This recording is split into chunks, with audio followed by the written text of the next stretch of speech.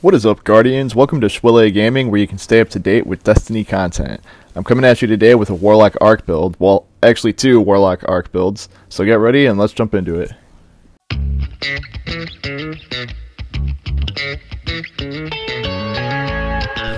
Man, sometimes I forget how nasty Arc can be, especially since Arc 3.0 came out. I threw it on today for a bit and had such a blast with it that I had to do a video on it. And we're not just going to talk about one Arc build today, we're going to talk about 2. So for my first build, I'm running Chaos Reach. Your Rift choice is up to you. I like to stick with Healing Rift for survivability, but if you want to put out more damage, then by all means run Empowering. We're also going to be using our Ball Lightning Melee and our Pulse Grenade. Aspects will be Lightning Surge, that'll give us that sliding melee everybody hates in PvP, and Electrostatic Mine to create Ionic Traces and get our Arc abilities back quicker. For fragments, we're using Spark of Magnitude to make our Pulse Grenade last longer, Spark of Beacons, which will make our Arc special weapons create blinding explosions when we are amplified, Spark of Volts, finishers make you amplified, and Spark of Brilliance, where defeating a blinded target with precision damage creates a blinding explosion. In our kinetic weapon slot, you can use really any primary you want that you like and are comfortable with. I've been digging the new Raid Auto Rufus's Fury, so I'll put that on. In the energy slot, we're going to run the Plug 1 Arc Fusion Rifle. The kicker on this that's going to work well with this build is the perk Reservoir Burst. When the battery is full, your next burst deals additional damage and causes enemies to explode on death. In our heavy slot, we'll use the player favorite Thunderlord. And make sure you have the Catalyst done because it'll make Thunderlord even more cracks than it already is. For armor mods, on your helmet, put on a Heavy Ammo Finder, Harmonic Siphon, and Harmonic Targeting. On your gloves, you're going to want Fastball, Bolstering Detonation, which will give us Rift Energy on grenade kills, and Impact Induction to get us grenade energy on melee damage. On your chest, make sure you have a couple Harmonic Reserves, and maybe something like Unflinching. The exotic boots we're going to be using for this build are Geomag Stabilizers, which will make our Chaos Reach Super last longer. You're definitely going to want some Arc Weapon Surges on those as well. On my class item, I have 2 Bombers to help get our grenade back faster, and Reaper to generate orbs and proc our Arc Weapon Surges.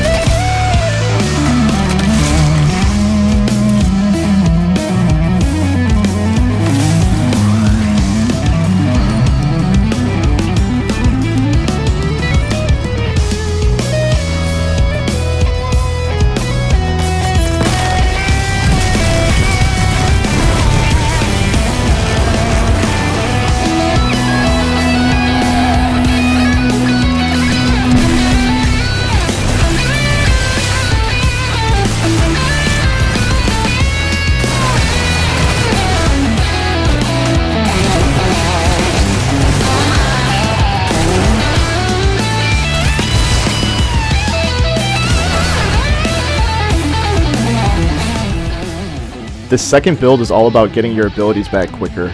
For our second build, we're going to swap our Plug 1 Fusion Rifle out for a Tarnished Metal Scout Rifle, particularly with the perks Demolitionist and Volt Shot.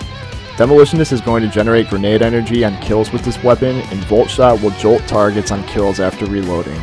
I actually did a video on crafting Tarnished Metal you can check out in the link above if you want a good one for this build.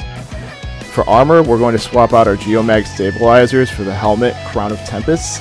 Crown of Tempest increase the recharge rate of our Arc abilities on Arc ability kills or Jolt Final Blows. That's going to pair very nicely with Volt Shot on our Tarnished Metal to help get our abilities back even faster.